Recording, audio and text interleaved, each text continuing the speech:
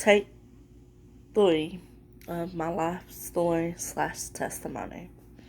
Okay, in my last video I ended with my mom being a single mom and how I appreciate her so much and everything she does, and I understand why she did what she did my whole life. And she worked non-stop at making sure that we had everything we needed. She went from being a CNA to LPN, working 12 and 16-hour days and 2 or 3 different jobs just to make ends meet for us. And I'm so much greatly appreciated. Then we'll go skip to my dad. My dad is an addict. He went from being addicted to weed to addicted to cocaine, from cocaine to pills, from pills to heroin, meth. All my dad's an addict. When I say my dad's an addict, he's an addict. Do I love him any less? No. I love my father to death. He's my world. If you know me in real life, you know I'm a daddy's girl, man. For some reason, my heart goes to my daddy, and I love him so much. And I just wish that we had a better bond.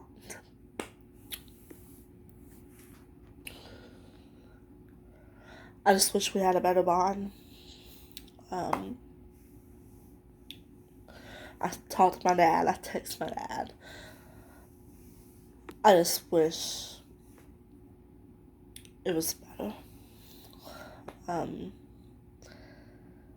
So after they separated, we moved from where we was living, which was on the line of Lynchburg and Tullahoma, Tennessee, on a farm where my nanny and my papa lived, and we moved to Tullahoma into apartments. And when I say apartments, like, it was 2 apartments. One was upstairs, one was downstairs. We lived downstairs, family lived upstairs, the landlord lived in front of us, and it was in the hood. But I mean, it was nice. Me and my sisters, we all shared a bedroom. My mom had her own bedroom with my sister Angel, but it was only a 2-bedroom, and it was nice.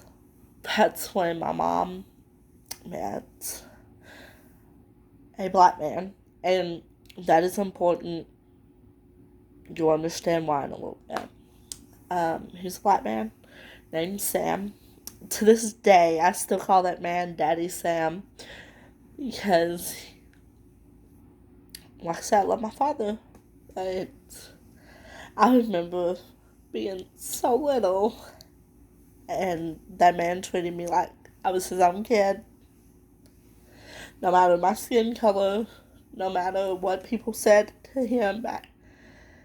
And back then, people still, even today, but back then, like, people were more public about it. Like, I remember walking to a gas station, and people were like, "Why are you with them white kids?" And his response was, "Those are my kids." He looked at us no different. He played with us. He walked us to school. He made us dinner. He took care of my mama very well. My mama would work. He would work. But my mom would work more hours than he would. And that was because, like, he would work hours that he could still be a stay-at-home dad. He would keep my baby sister with him, Angel and Amber, both of them with him. Virginia went to preschool, and me and my sister was already in elementary school. But he would walk us to school, and then he would, like, come pick us up, and I remember he would play with us, and he would bathe us, and we'd be ready he'd feed it, like, he'd cook us dinner, and we would be ready to go to bed by the time my mom was already off. He also taught us how to play spades. That's when, even though my mom comes from a background of her family playing spades and cards and poker and all that. But that's when it really started, is when my mama dated him. We would play spades. And we would play for hours and hours and hours. He was a really good man. My dad didn't like him because, God's honest truth, my dad was racist. And just didn't like black people.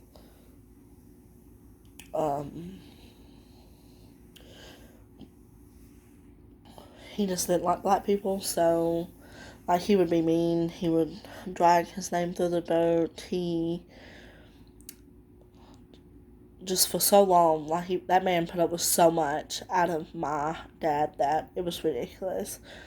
But he treated us so well. And one day we had went to visit our dad. And that's before my dad got really bad off in drugs that he would get us sometimes. He was dating this girl named Tammy Jo Lewis from Lynchburg. And she's dead and gone. R.I.P. her soul. But they would get us sometimes, and they'd get us for like a day. And he had my sister Virginia loaned it in Gger word and told her to call him that. So when we come back from visit that day,